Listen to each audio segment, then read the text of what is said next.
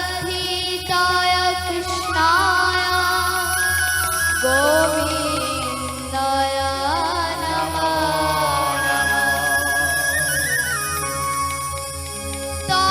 तप्तकाञ्चन गौराङ्गी राधे वृन्दावनेश्वरी विशोभानुसुते देहि तं प्रणमामि हरिप्रिये वञ्चाकल्पतरुभ्यश्च कृपासिन्धुभ्येव च पतितानां पावनेभ्यः वैष्णवेभ्यो नमो नमः। जय श्री कृष्ण चैतन्य प्रभु नित्यानंद श्री अद्वैत गदाधर श्रीवासादि गौरभक्तवृन्द।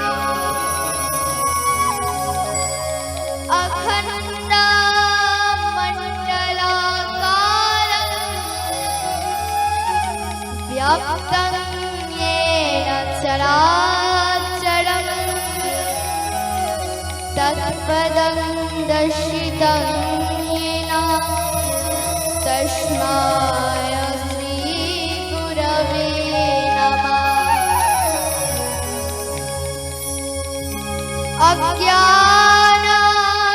अज्ञानतिमिरन्धस्य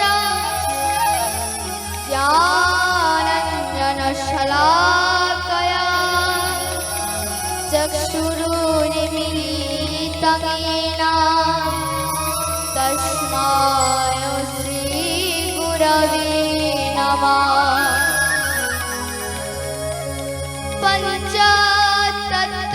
पञ्चतत्त्वात्मकं कृष्णं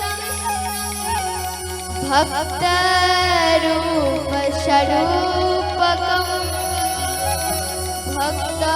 भक्तावतारं भक्ताख्यं नमामि भक्तशक्तिधरं।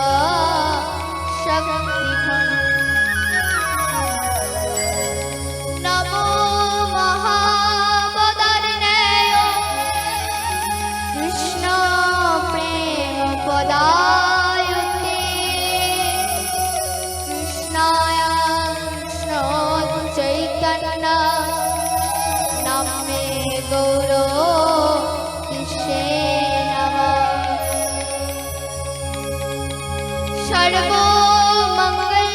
सर्वमङ्गलमाङ्गल्ये शिवे सर्वार्थसाधिके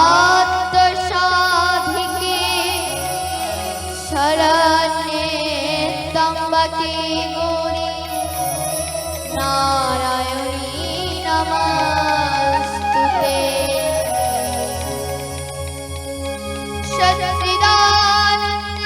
सच्चिदानन्दरूपाय विश्वपत्तादिहेतवे तापत्रयविनाशाय श्रीकृष्णाय वयं नमः। सर्वे सुखिनो भवन्तु सर्वे सन्तु निरामयाः सर्वे भद्राणि पश्यन्तु मा कश्चित् दुःखभाग् भवेत्।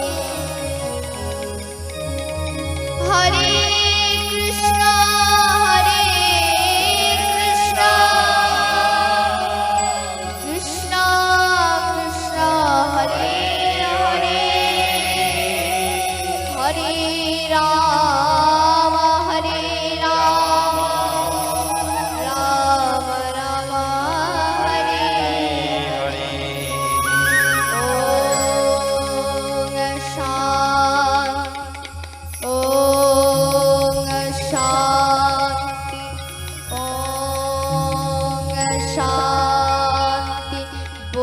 राधा कृष्ण जगल सरकार बोले गौरांग महाप्रभु की बोले नित्यानंद महाप्रभु की बोले व्यासदेव भगवान की बोले भागवत भगवान की बोले सतगुरुदेव भगवान की बोले सुखदेव महाराज की बोले सद्गुरु वैष्णव की निताय गौर प्रेमान। हरि हरि बोल हरि बोल।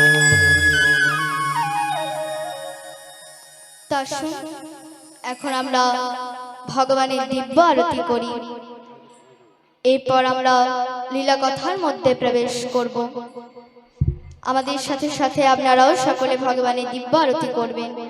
তা শুন, এখন আমরা সকলে মিলে ভগবানের দিব্য আরতি করি।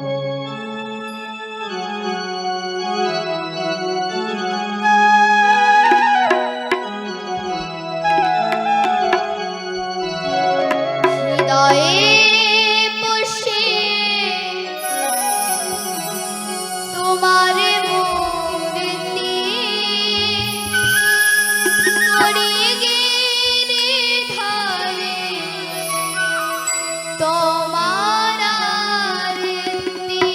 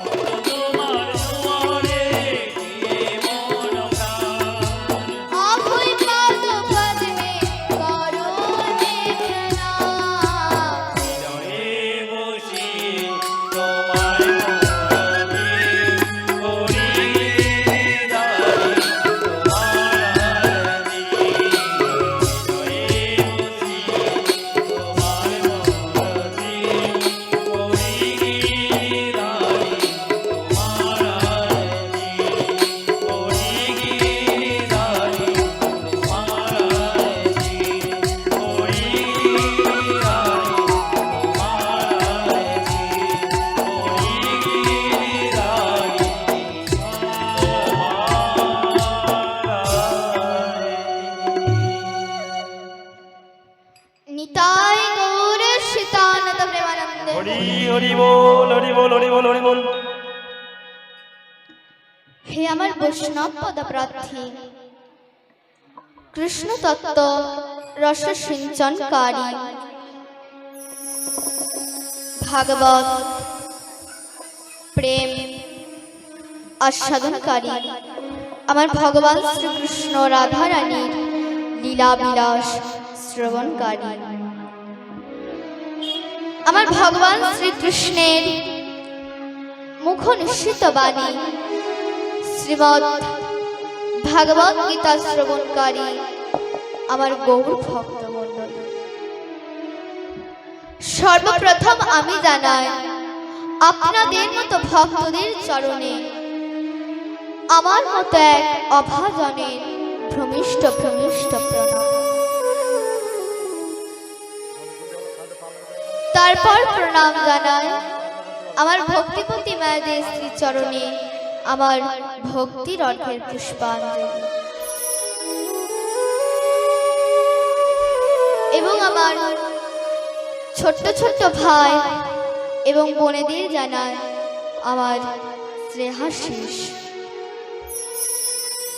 আজ আমি তাদের আশীর্বাদে আপনাদের মতো ভক্তদের সম্মুখে আসতে পেরেছি। তারা হলেন আমার পিতা ও মাতা, তাদের চরণে জানায় আমার শত শত ভ্রমিষ্ঠ ভ্রমিষ্ঠ প্রণাম। তারপর প্রণাম জানায় আমার দীক্ষা গুরু শ্রী শ্রী গোস্বামী চাঁদ বন্দ্যোপাধ্যায়।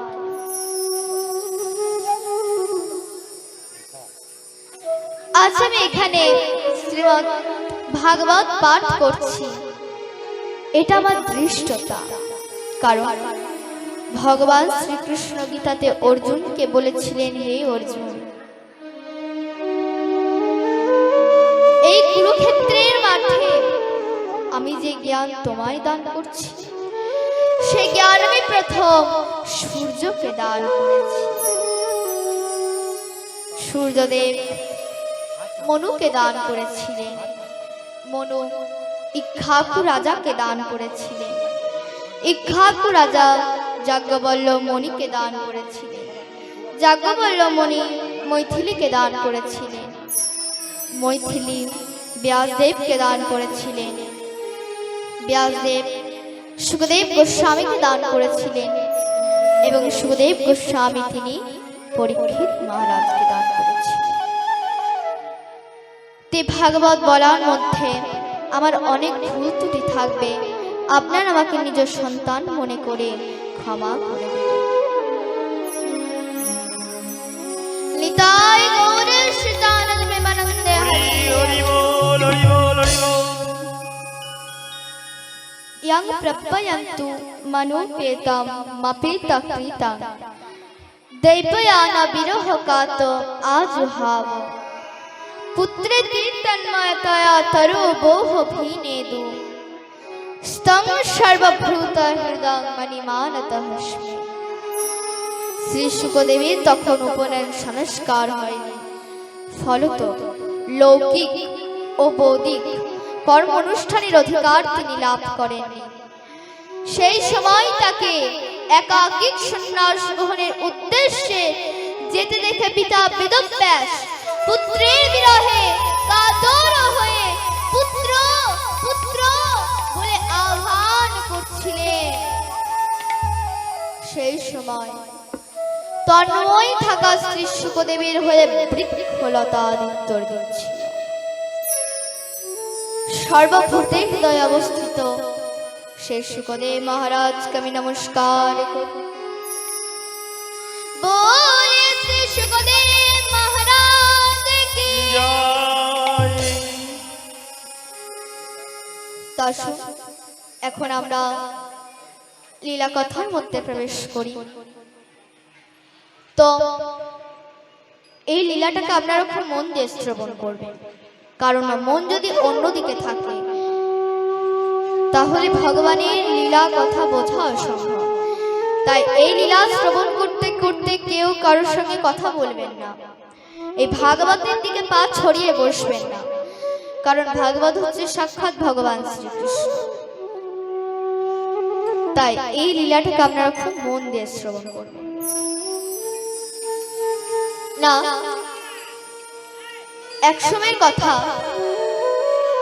কান্নকুব্জ নগরীতে একজন সৎ ব্রাহ্মণ বসবাস করতেন। সেই ব্রাহ্মণ দেবতা অত্যন্ত ধর্মজ্ঞ ও বেদজ্ঞ ছিলেন এবং বিষ্ণুর ভক্ত ছিলেন। ওই ব্রাহ্মণের যে একটি ছোট্ট পুত্র ছিল, তার নাম ছিল মা অজা। সেই অজামিল ছোট্টবেলা থেকে তার পিতৃদেবীর চরণে অত্যন্ত ভক্তি ছিল। সর্বসময় পিতামাতাকে ভক্তি করে অজামিল, পিতার আদেশকে পালন করে। তো যখন অজামিলের যৌবন বয়স এলো, অজামিলের পিতা একজন সৎ কন্যা দেখে অজামিলের বিবাহ দান করলো।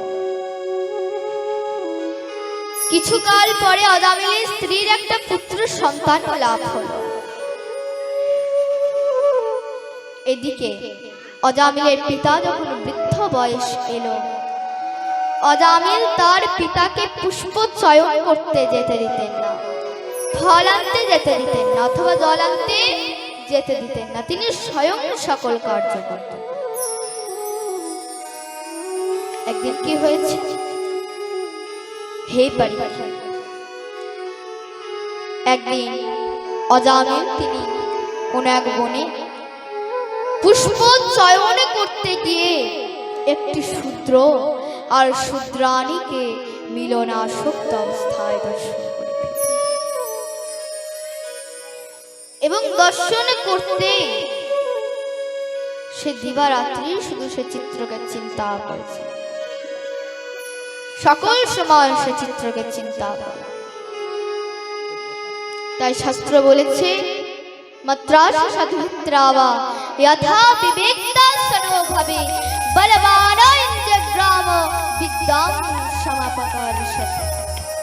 ইন্দ্র আমাদের প্রচন্ড প্রচন্ড প্রভাবশালী। এবার সে দিবারাত্রি শুধু সে চিত্রকে সকল। একদিন কি হয়েছে? হে পরীক্ষিত, একদিন অজামিল তিনি নিজের সংসার, বৃদ্ধ মা বাবা, স্ত্রী পুত্রদেরকে পরিত্যাগ করে সে শূদ্রাণীর কাছে গিয়ে অবৈধভাবে সম্পর্ক তৈরি করলেন। তার শাস্ত্রকার বললেন, কান্নকুব্জ দ্বিজ কশ্চিৎ দাসীপতি অজামিল। দাসীপতিও তার সঙ্গ করতে লাগলো। গ্রামবাসীগণ বিরক্ত হয়ে অজামিলকে গ্রাম থেকে বাহির করে দিল। তো অজামিল সেই দাসীকে নিয়ে গ্রামের কোন এক প্রান্তেতে থাকে। তো সে দাসীর গর্ভে, সে পত্নীর গর্ভে অজামিলের 10টি সন্তান। আগের যে 9টি সন্তান, তাদের তো নামের কোনো বাবা মা ছিল না। চিন্টু, ভিন্টু, মিন্টু, মিন্টু এসব নাম দিয়ে রেখে দিয়েছে। কিন্তু যখন সে 10ম সন্তান সে পত্নীর গর্ভে ছিল, সে দাসীর গর্ভে,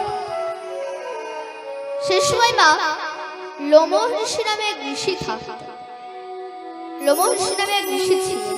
তার কোন এক রোগে তার শরীর অত্যন্ত জ্বালা হতে লাগলো। সে সব মণিবৃন্দদের জিজ্ঞাসা করলো, উপায় কি? আমার কোন একটা রোগে আমার শরীর অত্যন্ত জ্বালা হচ্ছে, তাই জ্বালা থেকে মুক্ত পাবার উপায় কি? সব মণিবৃন্দরা বলল, উপায় একমাত্র নাকি না, যে জন্মসূত্রে চণ্ডাল নয়, যে জন্মসূত্রে ব্রাহ্মণ নয়, কর্মের দ্বারা সে চণ্ডালত্ব প্রাপ্ত হয়েছে। এমন কোন গৃহে তোমাকে অন্ন সেবা করতে হবে, তবেই তোমার এই শরীরের সমস্ত জ্বালা নষ্ট হবে। লম্ব ঋষি খুঁজতে লাগলেন, জন্মসূত্রে চণ্ডাল নয়, কর্মের দ্বারা সে চণ্ডালত্ব প্রাপ্ত হয়েছে। এমন কি আছে? খোঁজাখুঁজি করে দেখলে সে গ্রামে অজামিল নামে একজন থাকে, যে জন্মসূত্রে ব্রাহ্মণ হয়েও কর্মের দ্বারা সে চণ্ডালত্ব প্রাপ্ত হয়েছে। সে চুরি ছিনতাই করে,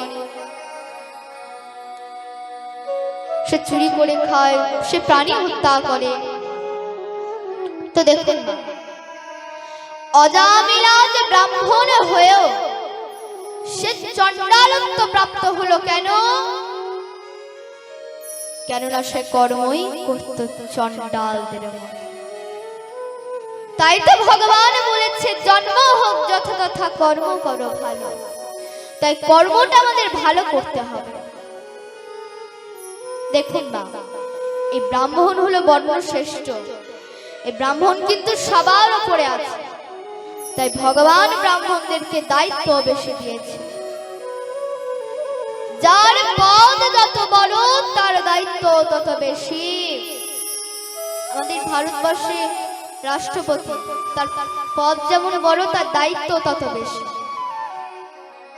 তাই ভগবান বলেছেন, চাতুর্বর্ণং মায়া সৃষ্টং গুণ কর্ম বিভাগশ।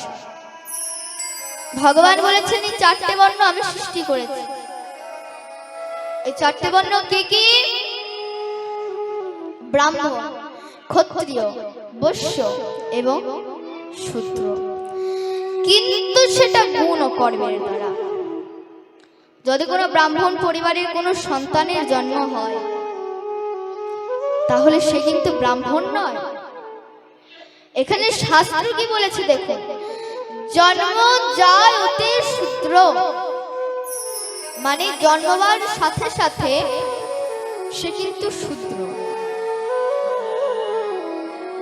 উপনয়নার্থে দ্বিজ, মানে তার যখন উপনয়ন হয়, মানে পৈতে হয়, তখন তাকে বলা হয় দ্বিজ।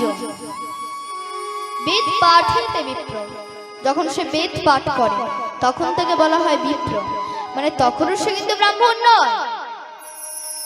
তাহলে কখন সে ব্রাহ্মণ হলো?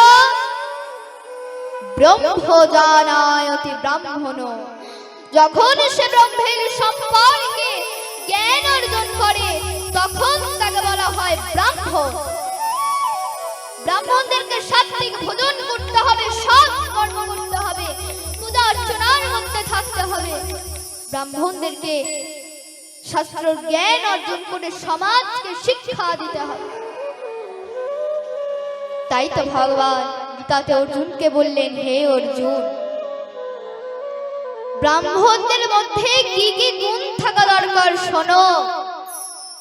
সম দম তপ শৌচ ক্ষান্তি আর্জমমে বচ জ্ঞান বিজ্ঞান আস্তিকং ব্রহ্ম কর্ম স্বভাবজ। শোনো, সম মানে সবাইকে সমান চোখে দেখতে হবে, প্রত্যেক প্রাণীকে ভালোবাসতে হবে, জীব হত্যা করা যাবে না, কোনো জীবকে হত্যা করে তাকে খাওয়া যাবে না। আমরা একটা কথা অনেকেই জানি, যে জীবে প্রেম করে যেই জন সেই জন সেবিছে ঈশ্বর। প্রত্যেক জীবকে ভালোবাসলে, তাদের সেবা যত্ন করলে ভগবান অতি প্রসন্ন হন। জীব হত্যা করা মহাপাপ। আর এখনকার যুগে সারা দিনে যে কত কত জীব হত্যা হচ্ছে, গোমা কি বলবো। অনেকে বলে আমি তো নিজে হত্যা করিনি, কসাইখানা থেকে মাংস কিনে নিয়ে আসি। দেখো এখানে শাস্ত্র কি বলেছে দেখো, যে জীব কাটছে, যে কিনছে, যে রান্না করছে, যে খাচ্ছে, সবাই সমান অপরাধ, এরা সবাই নরগ্রামে। পশুরা নিজের ধর্ম পালন করছে, কিন্তু মানুষ নিজের ধর্ম পালন করছে কি, তাই তো? আপনি যদি একটা বাঘের কাছে এক ঝাঁপি ঘাস নামিয়ে দেন, বাঘ কি সেটা খাবে? ওমা খাবে কেন? বাঘের লিভারটা তৈরি করা হয়েছে মাংস হজম করার জন্য, সে কিন্তু ঘাস পাতা হজম করতে পারবে না। আপনি যদি একটা গরু ছাগলের কাছে এক বাটি মাংস নামিয়ে দেন, গরু কি সেটা খাবে? সে না খেয়ে মারা যাবে, কিন্তু তবুও সে মাংস ভক্ষণ করবে না। কিমা আপনাদের বাড়ি গরু ছাগলের মাংস খায় নাকি? নিশ্চয় খায় না। কেন না, তার লিভারটা তৈরি করা হয়েছে ঘাস পাতা হজম করার জন্য, সে কিন্তু মাংস হজম করতে পারবে না। তাই তোমার লিভারটা তৈরি করা হয়েছে শাক সবজি হজম করার জন্য, ওই অখাদ্য কুখাদ্য গুলোকে হজম করার জন্য নয়। তাই তো বলছি, পশুরা নিজের ধর্ম পালন করছে, কিন্তু মানুষ নিজের ধর্ম পালন করছে না। প্রেম সে রাধে রাধে রাধে। তাই জীব হত্যা করা বন্ধ করুন, শাকাহারী হন, প্রসাদ ভোজী হন। একটা কথা মনে রাখবেন, এই ভব সাগর থেকে আমাদের উদ্ধার হতে হবে। এরপর দম মানে নিজের ইন্দ্রকে দমন করতে হবে। ইন্দ্র আমাদের প্রচন্ড প্রচন্ড প্রভাবশালী। আমরা যা খুশি তাই খেলাম, যা খুশি তাই কাজ করলাম, তা বলে কিন্তু হবে না। আমাদের শাস্ত্র সিদ্ধান্ত মতে চলতে হবে। এইভাবে আমাদের ইন্দ্রকে দমন করতে হবে। তপস্যা করতে হবে ব্রাহ্মণদেরকে, শৌচ প্রবৃত্ত থাকতে হবে ব্রাহ্মণদেরকে। এই কথাগুলো শুনতে একটু কড়া লাগছে না মা? একটু কড়া লাগলেও যে কিছু করার নেই, আমাদের রোগটা যে বড়, ওই জন্য ওষুধটা একটু কড়া ডোজের দিতে। তাই এই কথাগুলো আমি শাস্ত্র সিদ্ধান্ত মতে বলছি, কাউকে কষ্ট দেওয়ার কোনো উদ্দেশ্য নয়। হয়তো সত্য শুনতে একটু কড়া লাগবে, কিন্তু সত্য সত্যের জায়গায়। আমাদের যখন কোনো বড় অসুখ হয়, তখন ডাক্তার বাবুর কাছে গেলে ডাক্তারবাবু কিন্তু আমাদের ওষুধও করাটা দিতেন। আর সে ওষুধ খেতে ভালো না লাগলেও যদি আমরা চোখ বন্ধ করে খেয়ে নিই, তাহলে আমাদের অসুখ সেরে যায়। ঠিক তেমনি আমরাও সবাই একটা কঠিন রোগে ভুগছি, সেটা হচ্ছে ভবরোগ। আর এই ভবরোগ সরানোর ওষুধ হচ্ছে হরে নাম হরে নাম হরে নামায় কেবলম কলো নস্তি বনস্তি বনস্তি ভগতিরন্যথা। এই পৃথিবীতে হরি নাম ছাড়া গতি নাই, গতি নাই, গতি নাই। তা শুন, সকলে মিলে আমরা হাত প্রসার করে বলি হরে কৃষ্ণ কৃষ্ণ কৃষ্ণ হরে হরে, হরে রাম রাম রাম হরে হরে। তাই গুরু সুতানাথ প্রেমানন্দে হরে আনন্দে বলো অবিরা মধুর হরি নাম। আনন্দে বলো অবিরা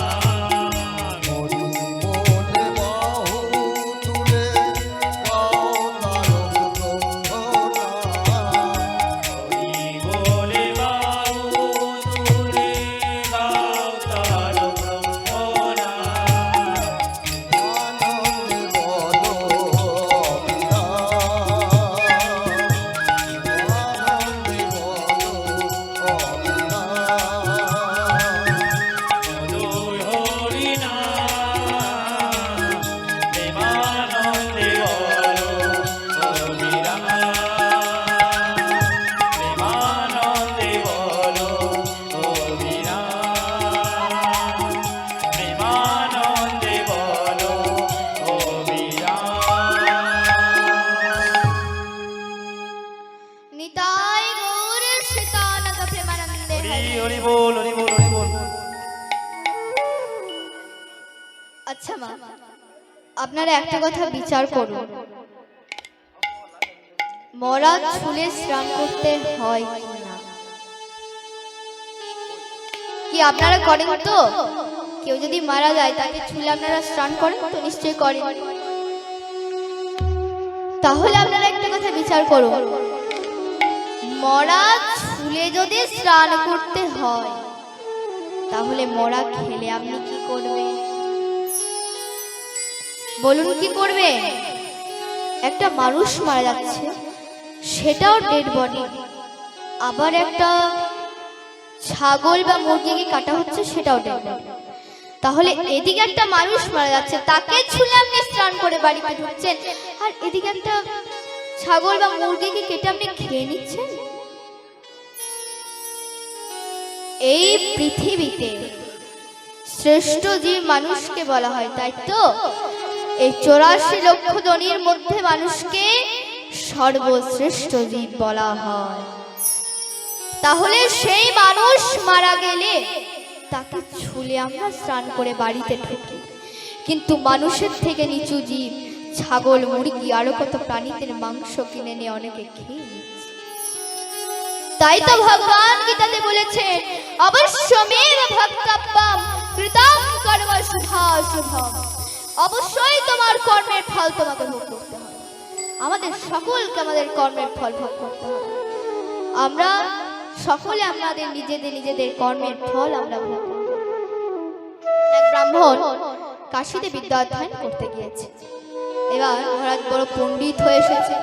প্রথম পণ্ডিত হলে যা হয়, সবাইকে জ্ঞান দিয়ে বেড়াচ্ছে, এই করিস না, এই করলে তোর ভুল হচ্ছে, এই তুই এই করিস না, এই করলে ওই নরকে যেতে হয়, সবাইকে জ্ঞান দিয়ে বেড়াচ্ছে। একদিন তার গুরুদেব তাকে বললেন, বাবা, এইভাবে তুই যাকে তাকে যখন তখন ভাগবত শাস্ত্রের জ্ঞান দিস না, এতে তুই একদিন খারাপ হয়ে যাবি জগৎ। তো দেখুন বাবা, ভগবান গীতাতে একদম স্পষ্ট রূপে বলে দিয়েছে যে যার মধ্যে ভাগবত শাস্ত্রের জ্ঞান নেওয়ার রুচি আছে, শোনার ইচ্ছে আছে, তাকে কিন্তু ভাগবত শাস্ত্রের জ্ঞান দেওয়া উচিত। আর যাদের মধ্যে রুচি নেই, শোনার আগ্রহ নেই, তাকে কিন্তু দেওয়া উচিত। ভগবান গীতাতে একদম স্পষ্ট রূপে বলে দিয়েছে তুই যাকে তাকে হয় ভাগবত শাস্ত্রের জ্ঞান দিস না। কিন্তু সে গুরুদেবের কথা শোনে না, সে আবার জ্ঞান দেওয়া আরম্ভ করে দেয়, এই করিস না, এই করলে তোর ভুল হচ্ছে, আরে ওই করিস না, এই করলে তোকে এই নরকে যেতে হবে, জ্ঞান দিয়ে বেড়াচ্ছে। একদিন কি হয়েছে, একদিন সে ব্রাহ্মণ তার গুরুদেবের সঙ্গে কোনো অনুষ্ঠান বাড়িতে যাচ্ছে।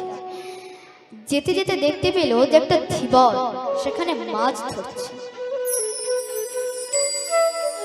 ব্রাহ্মণকে বলছে, তুই ভাবে মাছগুলোকে ধরে হত্যা করবি?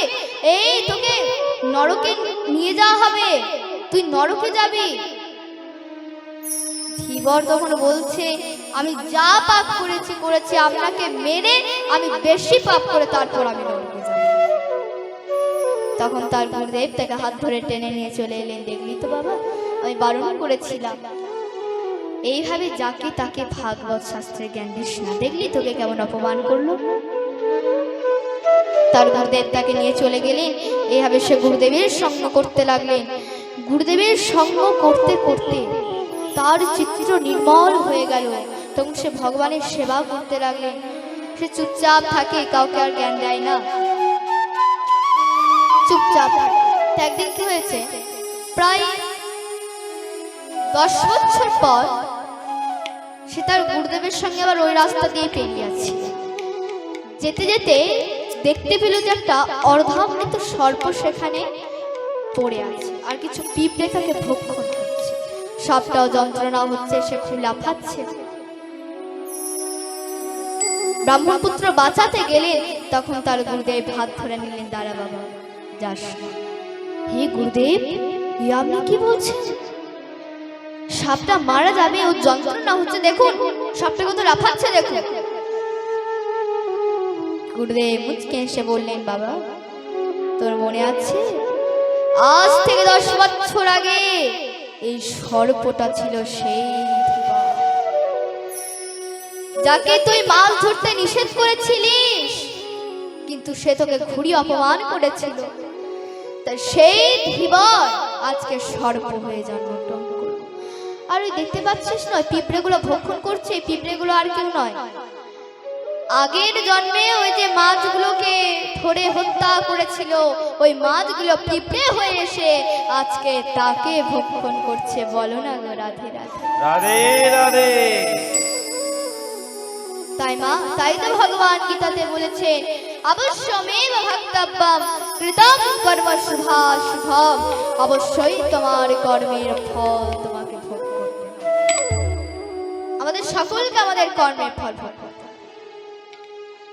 মরা প্রাণীদের মাংস খেতে খেতে এই শরীরটা আমাদের সমাধি ক্ষেত্র হয়ে গেছে। তো যার সারাটা শরীরে মরা ভর্তি, সে কি করে ভগবানের সেবা করবে বলুন? অনেকে বলে না, এসব খাবারের কথা কোথায় লেখা আছে? শ্রীমদ্ ভাগবত গীতার 17 অধ্যায় খাবারের বিষয়ে ভগবান উল্লেখ করেছেন সাত্বিক আহার, রাজসিক আহার এবং তামসিক আহার। ভগবান গীতাতে একদম স্পষ্ট রূপে বলে দিয়েছে, ঊর্ধ্বং গচ্ছন্তি সাতস্থা মধ্যে তিষ্ঠন্তি রাজসা জঘন্য গুণ বিত্তিস্থা অধা গচ্ছন্তি তামসা। তো ঊর্ধ্বং গচ্ছন্তি সাতস্থা, যারা শতগুণ সম্পন্ন ব্যক্তি তারা ঊর্ধ্ব লোকে গমন করে। তো সাত্বিক আহার কাকে বলে? যারা অল্প তেল মশলা দিয়ে রন্ধন করে গোবিন্দকে সেবা দিয়ে যেটা সেবা করে, সেটাই হয়ে যায় সাত্বিক আহার। তারপর ভগবান গীতাতে কি বললেন? মধ্যে তিষ্ঠন্তি রাজসা, যারা রাজসিক ব্যক্তি তারা মাঝখানে বিচরণ করে। তো এই রাজসিক আহার কোনগুলো? এই রাজসিক আহার কাকে বলে? যারা বেশি তেল মশলা দিয়ে রন্ধন করে গোবিন্দকে সেবা না দিয়ে যেটা ভক্ষণ করে, সেটাই হয়ে যায় রাজসিক আহার। তারপর ভগবান গীতাতে কি বলেছেন? জঘন্য গুণ বিত্তিস্থা অধা গচ্ছন্তি তামসা, যারা তামসিক ব্যক্তি তারা অধোগতি প্রাপ্ত হয়। তো তামসিক আহার কোনগুলো? এই মাছ মাংস ডিম, এগুলোই তামসিক আহার। তামসিক কথা তো দূরের কথা, এগুলোকে তামসিক কে থেকেও নিকৃষ্ট বলা হয়েছে। আচ্ছা বাবা, আপনারাই বলুন, আগুনের মধ্যে যদি আপনি প্লাস্টিক ফেলেন তাহলে কিসের গন্ধ বেরোবে?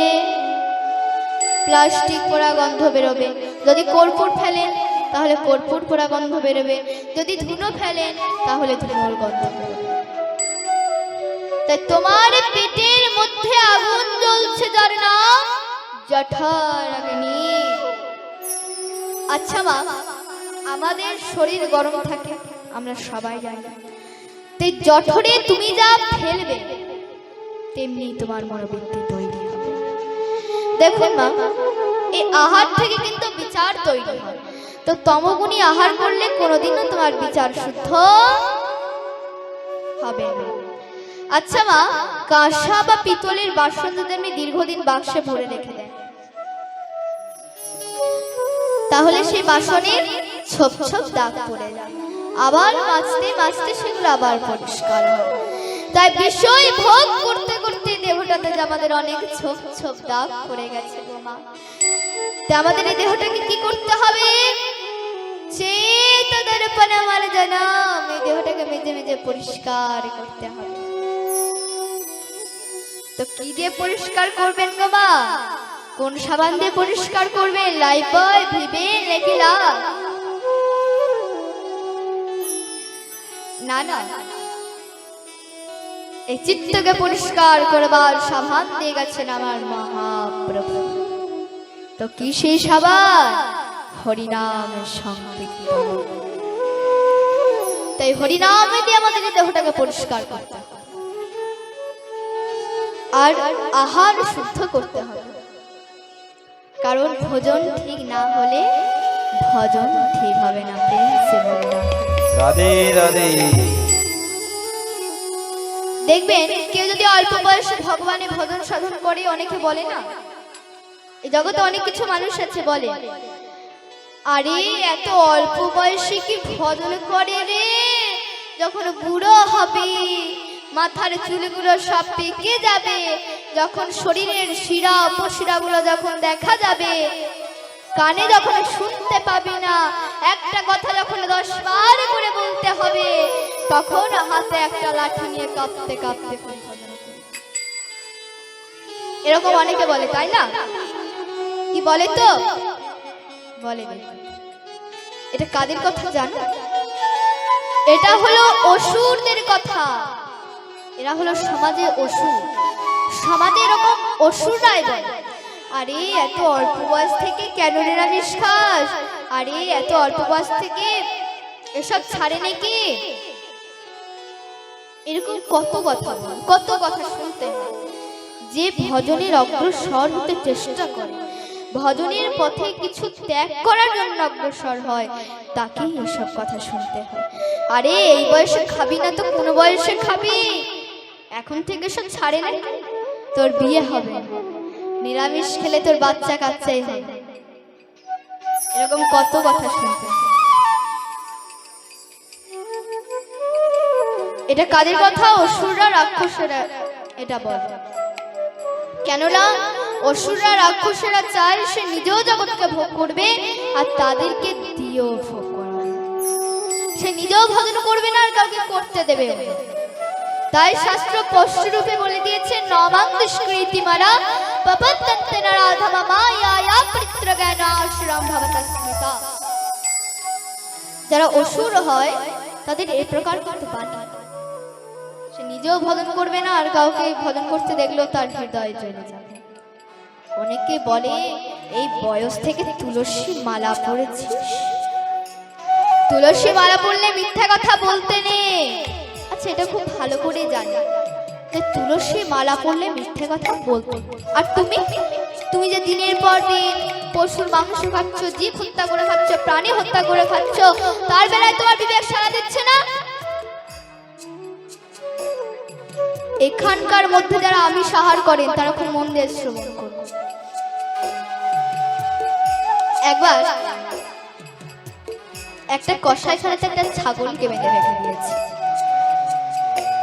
এবার কি হয়েছে, একটা ছাগলকে সেখানে কেটে ঝোলানো রয়েছে, আর বাকি যে ছাগলগুলো তারা একপাশে দাঁড়িয়ে দাঁড়িয়ে মনের আনন্দে ঘাস খাচ্ছে। এবার যে ব্যক্তি মাংস কিনতে গিয়েছে সে দেখছে যে একটা ছাগলকে সেখানে কেটে ঝোলানো রয়েছে, আর বাকি যে ছাগলগুলো তারা একপাশে দাঁড়িয়ে দাঁড়িয়ে মনের আনন্দে ঘাস খাচ্ছে। তারই মধ্যে একটা ছাগল খুব হাসছে। তখন সে ব্যক্তি মনে মনে হচ্ছে, বেটা ছাগল হাসছে কেন? আর কিছুক্ষণ পর তো একে কেটে ঝোলানো হবে। তখন সে ব্যক্তি জিজ্ঞাসা করলো, তুই এভাবে হাসছিস কেন? আর তো কিছুক্ষণ পর তোকেও তো এভাবে কেটে ঝোলানো হবে। তখন সেই ছাগলটা মানুষের মতো কথা বলে উঠল, হে মনুষ্য, আমরা তো পশু, আমরা তো ঘাস পাতা খেয়ে বড় হয়েছি, তাতেই আমাদের এই পরিণতি, তাতেই আমাদের এইভাবে কসাইখানাতে কাটা হচ্ছে। আর তোমরা মনুষ্য, তোমরা আমাদেরকে কেটে খাচ্ছ, তাই তোমাদের কি যন্ত্রণা ভোগ করতে হবে, কি কষ্ট ভোগ করতে হবে, সেই কথা ভেবে আমি হাসছি। বলো না গো রাধে রাধে রাধে।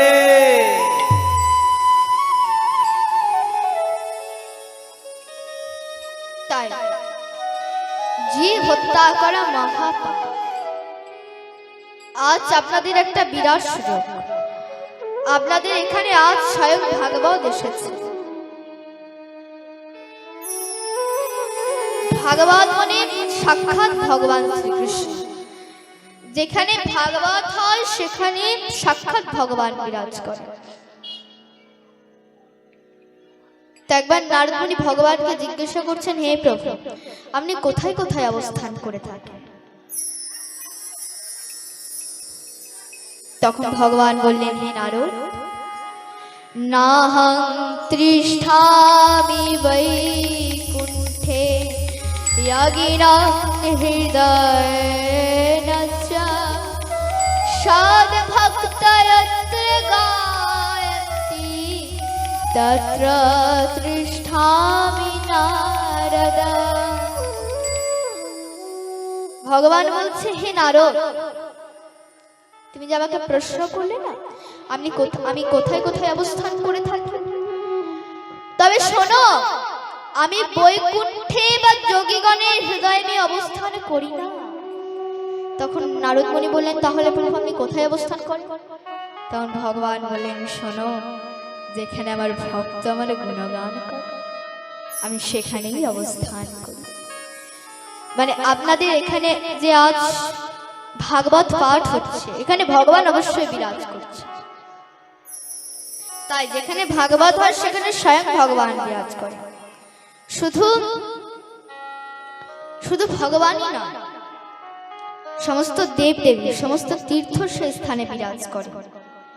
তাই আজ এই ভাগবত গঙ্গায় স্নান করে নিজেকে পবিত্র করে আর প্রতিজ্ঞা করুন, আর না হে পাপ, আর কতদিন আপনি রক্ত মাংস হাড় চেবাবেন?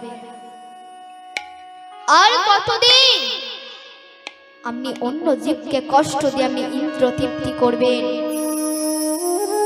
আর কতদিন? এবার শপথ করুন, আর নহে পা। এবার থেকে প্রতিজ্ঞা করুন যে এখন থেকে যেটা ভজন করব সেটা অন্য জীবকে কষ্ট দিয়ে না। ভগবান আমাদের জন্য যে শাকসবজি দিয়েছেন আমরা তাই সেবা করব। আমরা 1 মিনিটে জিহ্বা তৃপ্তির জন্য কোনো প্রাণীকে হত্যা করে খাবো না।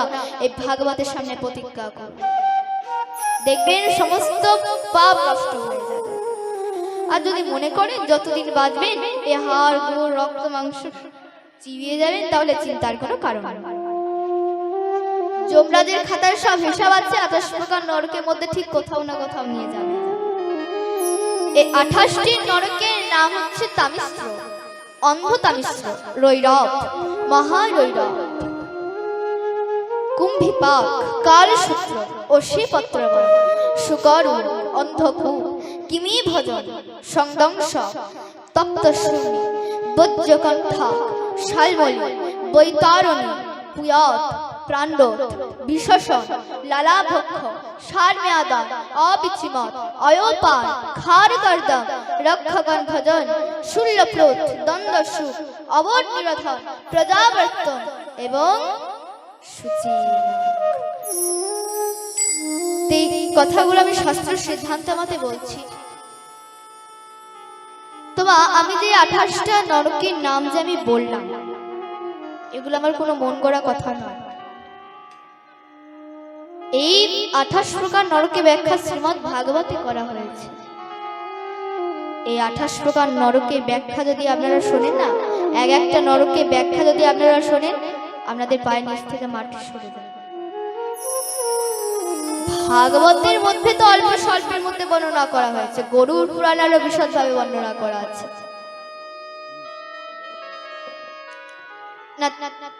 তারই মধ্যে আমি কয়েকটা নরক বলছি।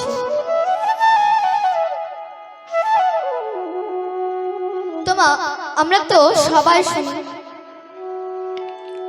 নরক নরক শব্দটা তোমরা সবাই শুনি, কিন্তু পৃথিবী থেকে নরকের দূরত্ব কত? এই পৃথিবী থেকে নরকের দূরত্ব হলো 86,000 জন, প্রায় 11,88,000 কিলোমিটার। এই নরকের জম্পুরের নাম হলো সংযমনী। শ্রী সূর্যদেবের পুত্র দ্বাদশ মহাজনের অন্যতম ধর্মরাজ্য হচ্ছে নরকের অধিপতি।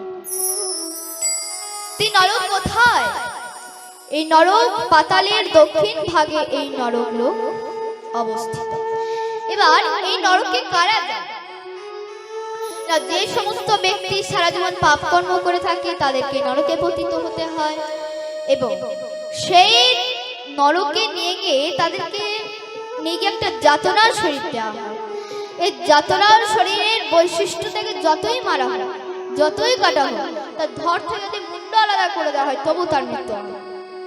প্রচুর যন্ত্রণা ভোগ করবে কিন্তু সে মরবে না। এবার শ্রী শুকদেব প্রভু ভাগবত 28 প্রকার নরকে বর্ণনা করছে। শ্রী শুকদেব প্রভু ভাগবতে এই 28 প্রকার নরকে বর্ণনা করছেন। শ্রী শুকদেব প্রভু প্রথম নরক বর্ণনা করছেন তামিস্র নরক। যে ব্যক্তিরা অপরের ধন সম্পদ সন্তান এবং স্ত্রীকে হরণ করে তাদেরকে এই তামিস্র নরকে পাঠানো হয়। আর এই তামিস্র নরকে তাদের খুব ক্ষুধা পায়, কিন্তু যমদূতগণ তাদেরকে তো অন্ন জল তো দেয় না, বরং তাদের জোর প্রহার করে। এইভাবে সে ব্যক্তি ক্ষুধায় তৃষ্ণায় কাতর হয়, বারবার মূর্ছিত হয়ে যায়, কিন্তু মনে রাখবে তার মৃত্যু হয় না। এইভাবে কোটি কোটি বৎসর তারা এই তামিস্র নরক ভোগ করে। দ্বিতীয় নরক অন্ধ তামিস্র নরক। যে ব্যক্তি অন্যকে প্রতারণা করে তাদের স্ত্রীকে ভোগ করে তাদেরকে অন্ধ তামিস্র নরকে পাঠানো হয়। এই অন্ধ তামিস্র নরকের বৈশিষ্ট্য হলো এই নরকে যাদেরকে পাঠানো হয় তাদের নেত্র থাকে না, মানে তারা অন্ধ হয়, কিছুই দেখতে পায় না। তার জন্য এই নরকের নাম অন্ধ তামিস্র। অন্ধ হয়ে তাকে কোটি কোটি কল্প কাল তাকে ঘুরতে হয়, কিছুই দেখতে পায় না। ক্ষুধায় তৃষ্ণায় কাতর হয়, মূর্ছিত হয় এবং যমদূতগণ প্রচুর প্রহার করতে থাকে। এইভাবে শ্রী শুকদেব প্রভু অন্ধ তামিস্র নরক বর্ণনা করলেন। তৃতীয় নরক রৈরব নরক। যে ব্যক্তি এই জড়জগতের বস্তুকে আমার আমার বলে কলহ করে, অপরের সাথে ঝগড়া করে, আমার বাড়ি, আমার টাকা, আমার গাড়ি, আমার বাড়ি, আমার আমার আমার করতে থাকে, তাদেরকে রৈরব নরকে পাঠানো হয়।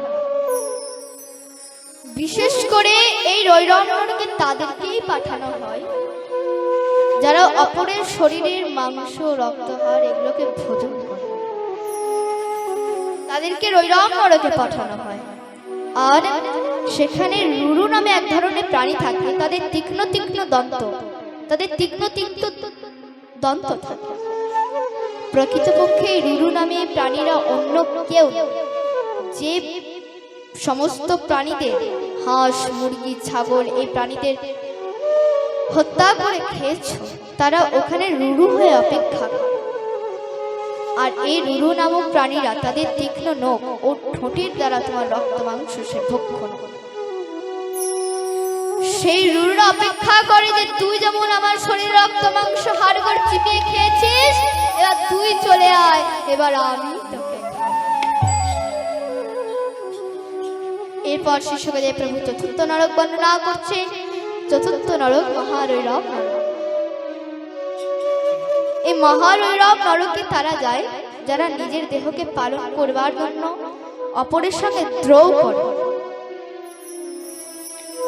নিজেকে ভালো রাখার জন্য অপরের সঙ্গে অশান্তি করে, নিজেকে সুখী করার জন্য অপরকে হেনস্থা করে, তাদেরকে মহারৈরব নরকে নিয়ে যাওয়া হয়।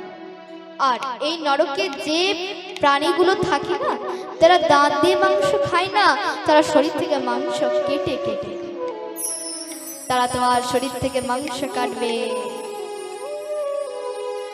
কিন্তু তোমার মৃত্যু হবে না। অসহ্য যন্ত্রণা ভোগ করবে কিন্তু তুমি মরবে না। তুমি তোমার শরীর থেকে মাংস কাটবে, আবার সেখানে মাংস গজাবে, আবার কাটবে, আবার গজাবে, এইভাবে হাজার হাজার বছর ধরে তোমাকে শাস্তি পেতে হবে। তাই কখনো কোনো প্রাণীকে কষ্ট দিয়ে তার শরীরে মাংসকে ভক্ষণ করে। এরপর শুকদেব প্রভু কুম্ভীবাগ নরক বর্ণনা করলেন। পঞ্চম নরক কুম্ভীবাগ। কুম্ভীবাগ নরকে কারা যায়? যারা জীবন্ত পশুকে বধ করে তেলে ভেজে পাক করে খায়, তাদেরকে কুম্ভীবাগ নরকে নিয়ে যাওয়া হয়। ওই যে তুমি মুরগির মাংস, ছাগলের মাংস, আরো কত প্রাণীর মাংস বাড়িতে এনে বেশ মশলা মাখিয়ে রান্না করে খেয়েছো, তোমাকে কুম্ভীবাগ নরকে নিয়ে গিয়ে সেখানে তোমাকে একটা যাতনা শরীর দেওয়া হবে। কারণ মা আত্মাকে তো কষ্ট দেওয়া যায় না, কারণ ভগবান নিজেই গীতাতে বলেছেন, নৈনাং ছিন্নান্তে শাস্ত্রাণি নৈনাং দহতি পাবকা না চৈনাং বেদান্তাপনা না সুশান্তি মানত। আত্মাকে অস্ত্রের দ্বারা কাটা যায় না, জলে ভেজানো যায় না, হাওয়ায় শুকানো যায় না। আত্মা অবিনাশী পরমাত্মার অংশ, তাই আত্মাকে কোনোদিন কষ্ট দেওয়া যায় না। আর সেখানে আপনাকে নিয়ে একটা যাতনা শরীর দেওয়া হবে। এবার সেখানে একটা কড়াই থাকে, কড়াইটা কয়েক কিলোমিটার, ওই কড়াইটাতে এক কড়াই তেল থাকে, সেই তেলটা সবসময় ফুটছে, টক বক করে ফেলছে, আর তোমাকেও সেই তেলে ফেলা হবে। ওই যে তুমি এখানে যেমন মাছ মাংস ডিমকে যখন সে গরম তেলে ফেলেছো, আচ্ছা কেমন আওয়াজ উঠেছে গো মা? ইস, আমাদের কিছু কিছু মায়েদের মনে পড়ে গেল, ছাই করে আওয়াজ উঠেছে, তাই না? ঠিক তেমনি তোমাকেও নিয়ে গিয়ে সেই গরম তেলে ফেলবে, যেমন ফেলবে ওই ছাই করে আওয়াজ উঠবে, ভাজবে। এখানে আমাদের কিছু কিছু মায়েদের বা বাবাদের মনে হচ্ছে যে গল্প শুনছে, এগুলো গল্প নয়, সুখদেব প্রভু পরীক্ষিত মহারাজকে শ্রবণ করাচ্ছে। আমাদের মধ্যে সে আচরণ নেই বলে আমরা মানতে পারছি না, তা বলে কি এগুলো মিথ্যা? কখনো নয়, এগুলো সব সত্য কথা। এবার তোমাকেও নিয়ে গিয়ে সেখানে ভাজবে, ভাজতে ভাজতে যেই না তুমি মুখটা অপর দিকে তুলবে, যমদূতগণ তোমার মাথায় খুন্তি করবে আর মারবে একবার। ভাজবে, ভাজতে ভাজতে তুমি যখন অচেতন হয়ে যাবে, তোমাকে আবার তুলবে, চেতনা ফিরে আসবে, আবার ফেলবে, আবার তুলবে, আবার ফেলবে। এই শুনতে শুনতে পরীক্ষিত মহারাজ শ্রী সুখদেব গোস্বামীকে বলেন, হে শ্রী সুখদেব গোস্বামী, এরা কতদিন নরক যন্ত্রণা ভোগ করবে? শ্রী সুখদেব গোস্বামী বলেন, পরীক্ষিত, এরা শুধু 1 বছর 2 বছর নয়, এরা হাজার হাজার বছর পর্যন্ত নরক যন্ত্রণা ভোগ করতে থাকে। দেখুন, এইগুলো শুনে হয়তো আপনাদের মনে হতে পারে যে সব ফালতু কথা, এ কি সব বলছে। মনে রাখবেন, এগুলো আমি বলছি না, এগুলো বেদব্যাস মুনি ভাগবতে বর্ণনা করছে। তাহলে বেদব্যাস মুনি কি মিথ্যা কথা বলেছেন? কখনো নয়। মানু আর না মানু, এইগুলো সব সত্য। একটা কথা মনে রাখবেন, আগুনে হাত দিলে যেমন আগুন ছাড়ে না, ঠিক তেমনি পাপ করলে নরক থেকে কেউ তোমাকে বাঁচাতে পারবে না। প্রেম সে বলো রাধে রাধে। মানুষ কোন প্রাণীকে হত্যা করে খাওয়া পাপ, আর পাপ করলে নরক ভোগ করতেই হবে তোমাকে। তাই যারা মাছ মাংস ডিম খাচ্ছেন, তারা চেষ্টা করুন খুব তাড়াতাড়ি ছেড়ে দেওয়া, এটা আপনাদেরই মঙ্গল হবে। এই কথাগুলো আমার কথা নয়, স্বয়ং বেদব্যাস মুনি ভাগবতে বর্ণনা করছেন। ভাগবতে তো অল্প স্বল্পের মধ্যেই বলা হয়েছে, গরুর পুরাণে আরো বিস্তারভাবে বর্ণনা করেছে। তাই পুরাণ কখনো মিথ্যা বলে না, তাই আমাদের জিহ্বাকে সংযত করতে হবে। এরপর শ্রী সুখদেব প্রভু তপ্তশূমি নরক বর্ণনা করছে। তপ্তশূমি নরক, এই নরকে তারাই যায় যারা নিজের স্ত্রীকে বাদ দিয়ে অন্য স্ত্রীর সাথে সঙ্গ করে, বা নিজের স্ত্রীকে বাদ দিয়ে অন্য পুরুষের সঙ্গ করে, তাদেরকে তপ্তশূমি নরকে পতিত হতে হয়। আর তাদেরকে কি করা হয় জানে? এই জগতে তারা যে যে অন্য স্ত্রী বা পুরুষের সঙ্গ করেছে, ওই নরকে লোহা স্ত্রী বা পুরুষের মূর্তি বানানো থাকে, এবং এই মূর্তিটাকে ফুল হিট দিয়ে গরম করা হয়। এবার মা, লোহাকে যদি ফুল হিট দিয়ে গরম করা হয়, তাহলে কেমন রংটা হয় গো মা? লাল হয়ে যায়, তাই তো? সেটি লাল হয়ে যায়। এবার সেই লোহার মূর্তিটাও লাল হয়ে যায়, আর সেই প্রচন্ড উত্তপ্ত সেই লাল মূর্তির সাথে তোমাকে সঙ্গম করা। এবং অনন্তকাল ধরে তাকে এই শাস্তি ভোগ করতে হয়, কিন্তু মনে রাখবেন তার মৃত্যু হয় না। এইভাবে শ্রী শুকদেব প্রভু তত্ত্বস্বামী নরক বর্ণনা করলেন। তো আমি আর নরকের দিকে যাচ্ছি না, আমাদের মায়েদের আমাদের অবস্থা খারাপ হয়ে যাবে, আর আমার মুখগুলো দেখে খুব কষ্ট হচ্ছে।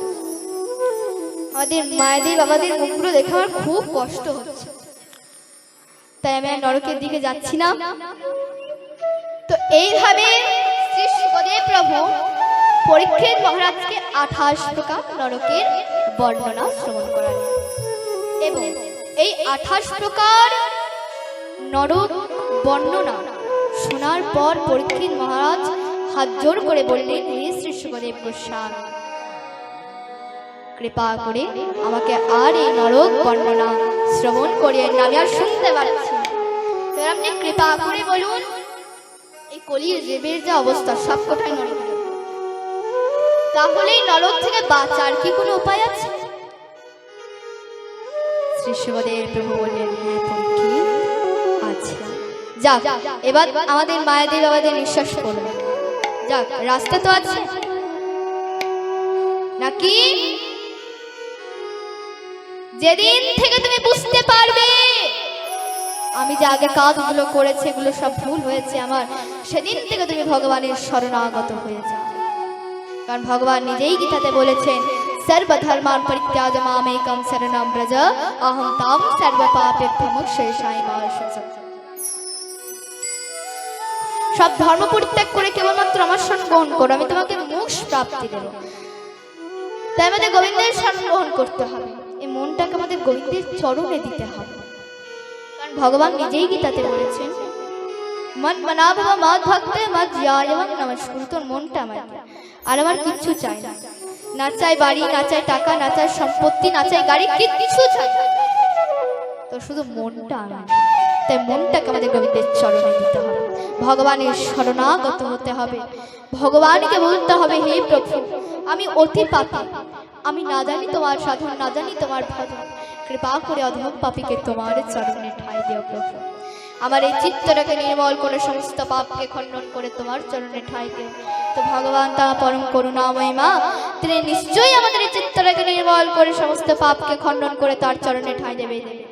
কিন্তু আমাদের গোবিন্দের সংস্মরণ করতে হবে, মনটাকে আমাদের গোবিন্দের চরণে নিতে হবে।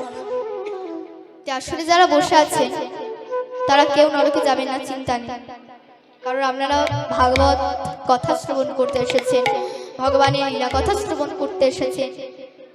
তো আমরা নরকে কেন যাব? আমরা সৎ কর্ম করব, ভগবানের ভজন সাধন করব, আমরা ভগবান ধাম যাব, আমরা বৈকুণ্ঠ ধাম যাব।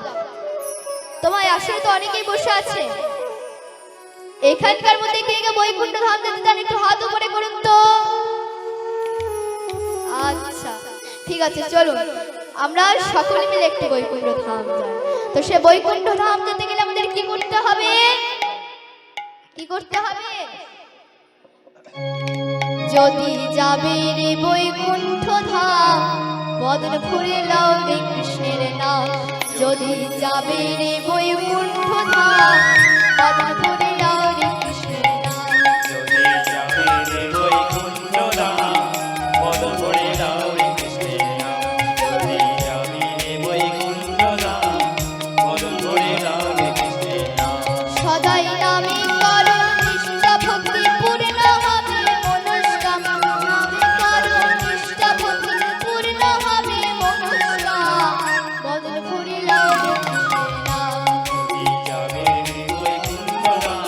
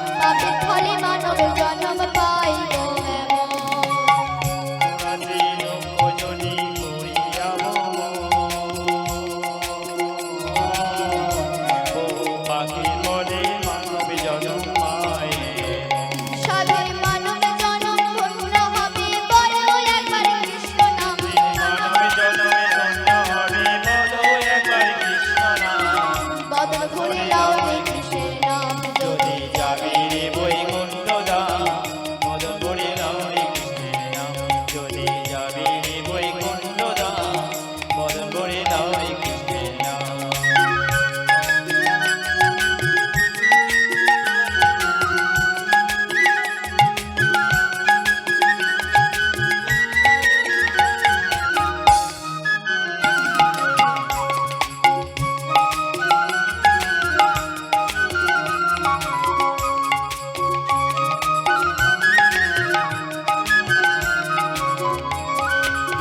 পাপে ছিল জগায় মাথায় হরি নামে উদ্ধার হলো তারা নদী ভাই পাপি ছিল জগায় মাতা হরি নামে উদ্ধার হলো তারা যদি পাপে ছিল জগায়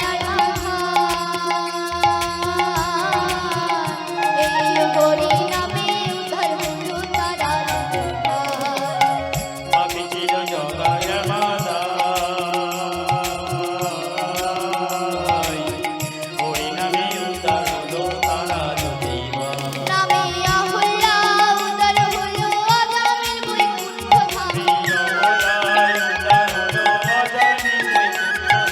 আহুল্লা উদ্ধার হলো আগামীর বৈকুণ্ঠ ধাম বদল করে লাও রে কৃষ্ণের নাম যদি যাবে রে বৈকুণ্ঠ ধাম মদন ভরে দাও রে কৃষ্ণের নাম যদি যাবে রে বৈকুণ্ঠ ধাম মদন ভরে দাও রে কৃষ্ণের নাম সদাই নামে করো নিষ্ঠা ভক্তি পূর্ণ হবে মনস্কাম নামে করো নিষ্ঠা ভক্তি পূর্ণ হবে মনস্কাম বদল করে লাও রে কৃষ্ণের নাম যদি যাবে রে বৈকুণ্ঠ ধাম মদন ভরে দাও রে কৃষ্ণের নাম যদি যাবে রে বৈকুণ্ঠ ধাম মদন ভরে দাও রে কৃষ্ণের নাম যদি যাবে রে বৈকুণ্ঠ ধাম মদন ভরে দাও রে কৃষ্ণের নাম যদি যাবে রে বৈকুণ্ঠ ধাম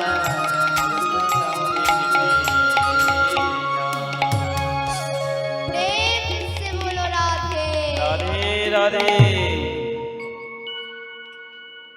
তা শুন এখন আমরা লীলা কথার মধ্যে প্রবেশ করি এবার লঘু সদা মিলে গৃহের সেবা করতে যাচ্ছে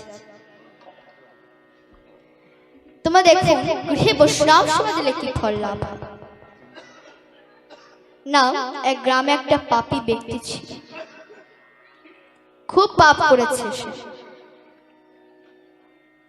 একদিন কি হয়েছে একজন বৈষ্ণব খুব ঝড় বৃষ্টি হওয়াতে সে পাপী ব্যক্তির দুয়ারে এসে দাঁড়িয়ে আছে এবার সে ব্যক্তি তার একটু করুণা হয়েছে সে ডেকে নিয়ে এসে বসিয়েছে জল পর্যন্ত দেয়নি শুধু বসতে দিয়েছে এবার ঝড় বৃষ্টি থেমে গিয়েছে যথারীতি সে বৈষ্ণব ঠাকুর সেখান থেকে প্রস্থান করেছে কিছু বছর পেরিয়ে গিয়েছে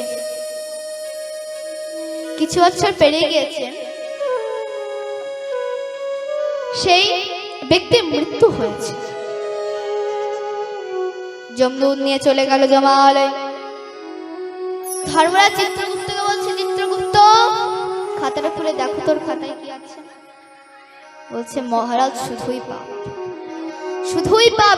পাপ মানে সব লাল কালির দাগ কিন্তু লাস্টে একটু নীল কালির দাগ আছে দেখছি লাস্টে একটু পুণ্য করেছে নাকি এক বৈষ্ণবকে ঘরে ডেকে নিয়ে এসে বসেছিল ওই জন্য ও একবার মনুষ্য জন্ম পাবে ধর্মরাজ বলেন শোনো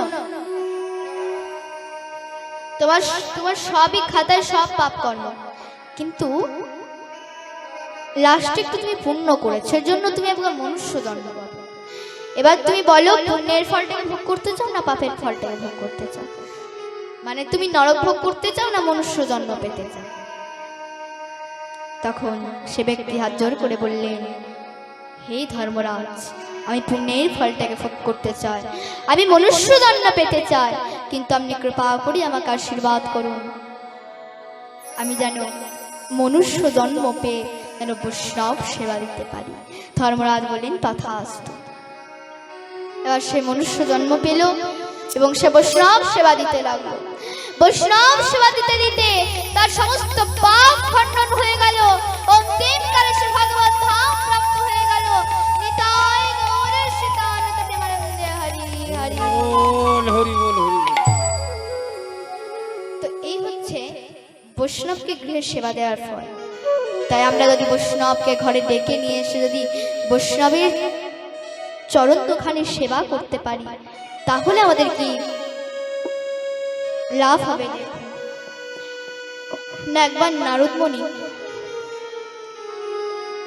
তিনি ভগবানের কাছে গিয়ে বললেন, প্রভু বলে দাও, প্রভু বলে দাও, বৈষ্ণবের চরণ ধরলে কি ফল লাভ?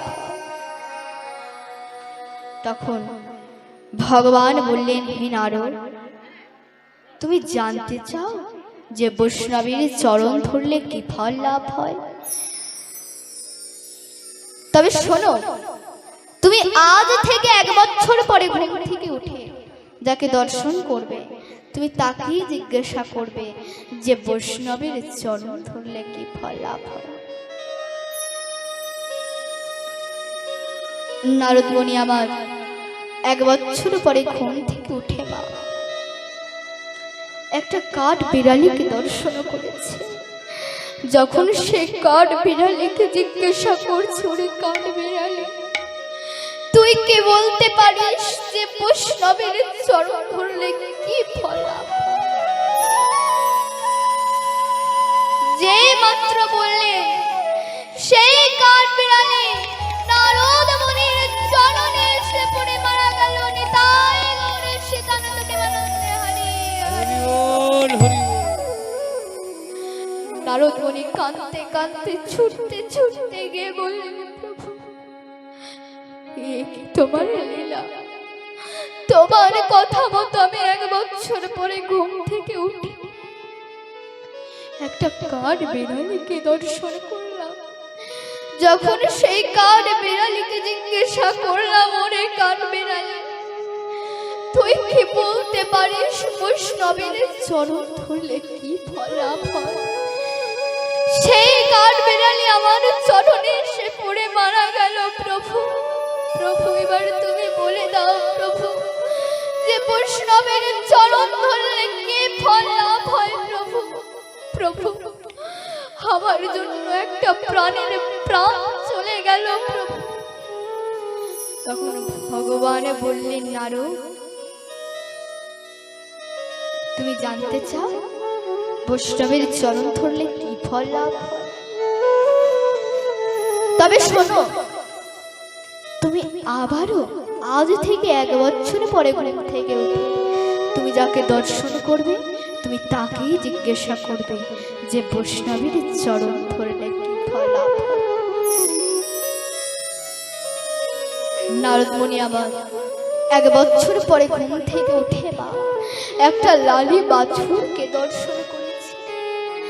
যখন সেই লালি বাছুরকে জিজ্ঞাসা করছে, ওরে লালি বাছুর, তুই কে বলতে পারিস যে বৈষ্ণবের চরণ ধরলে কি ফল লাভ? যে মাত্র বললেন মা, সেই লালি বাছুর সেই নারদ মুনির চরণে এসে পড়ে মারা গেল।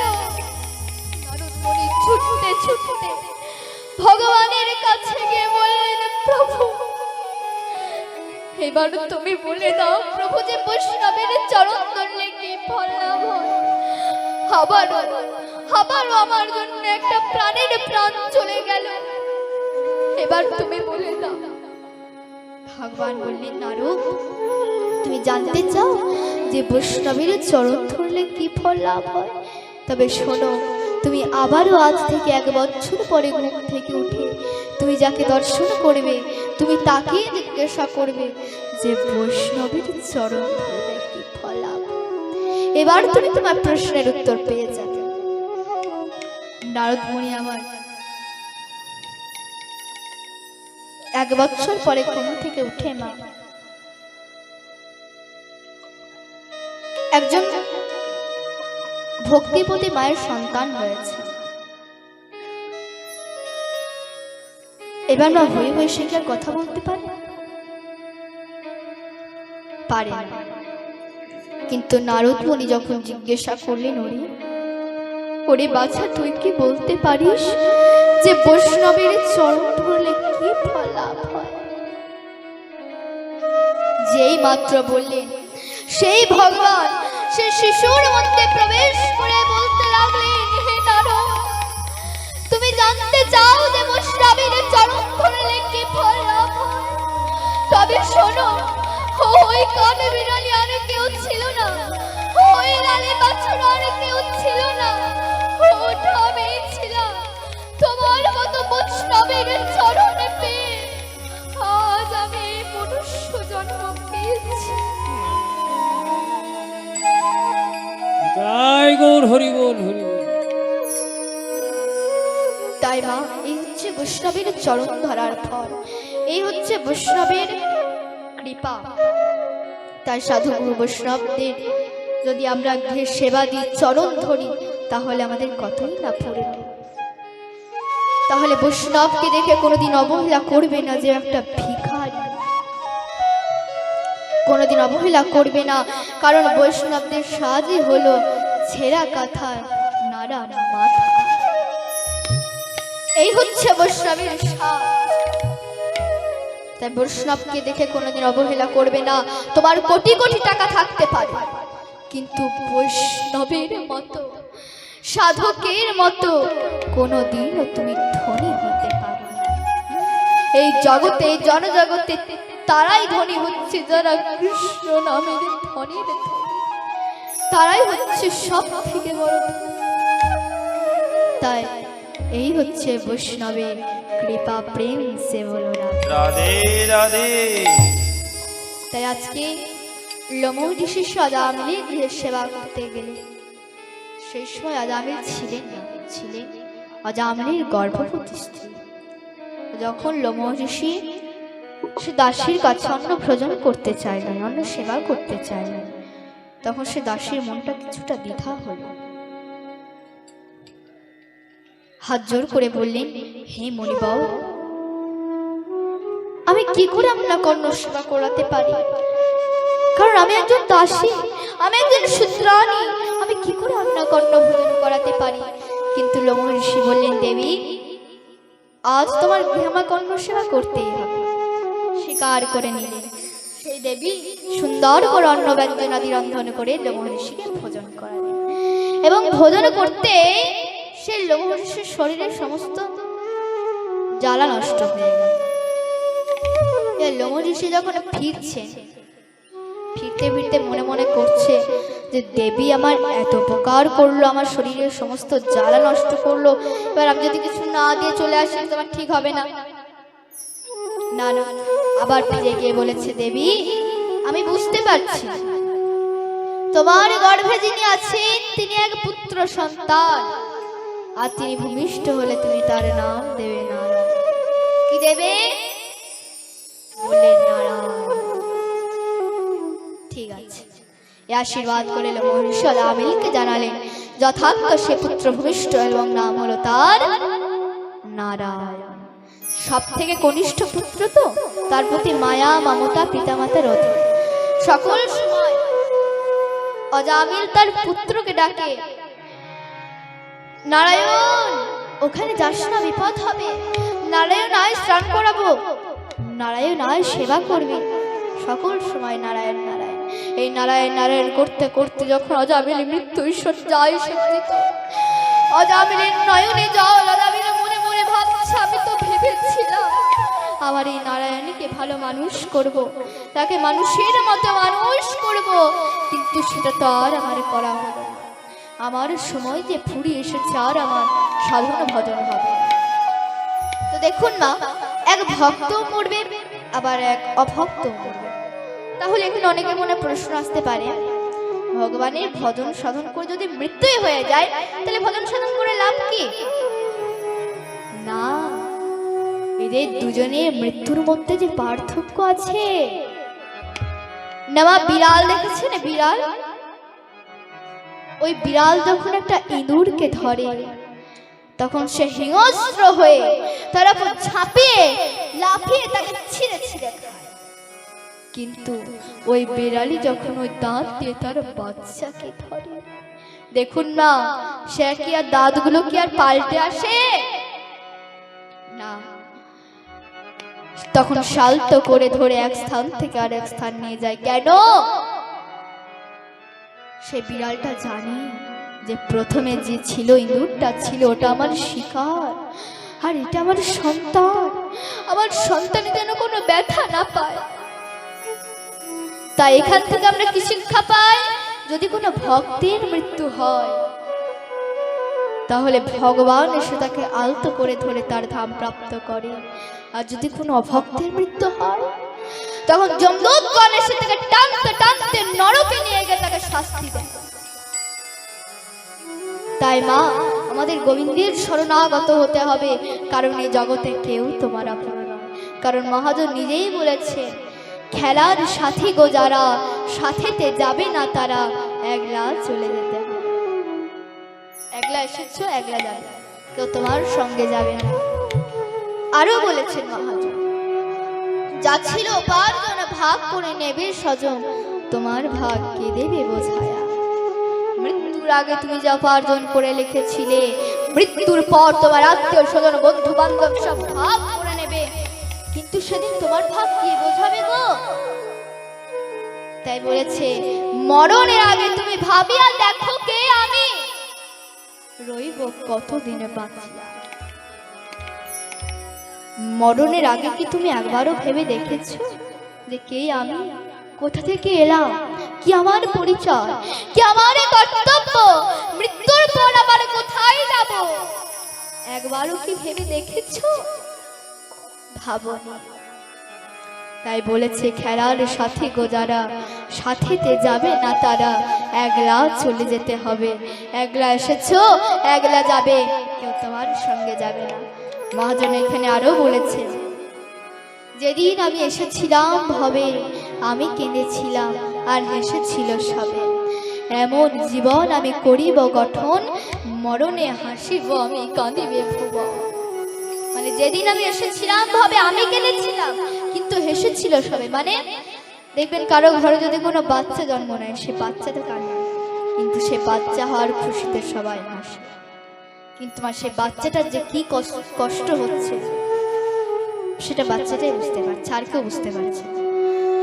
তাই বলেছে, এমন জীবন আমি করিব গঠন, মরণে হাসিব আমি কাঁদিবে ভুবন। এই জীবনটাকে আমাদের এমন ভাবে গঠন করতে হবে যাতে মৃত্যুর কালে আমরা হাসতে হাসতে মৃত্যুবরণ করি, আর জগৎবাসী যেন আমার জন্য কাঁদেনি, তাই বলে সেটা হরি বল, হরি বল, হরি বল। অজামিলা মৃত্যুর শয্যায় সজ্জিত, সে মনে মনে ভাবছে আমি তো চলে যাব, কিন্তু যাওয়ার আগে আমি শুধু একটাই কথা বলে যাই, যাবার বেলায় একটি কথা শুধুই বলে যা, জনম জনম এই হরিনা আমি যেন গাই।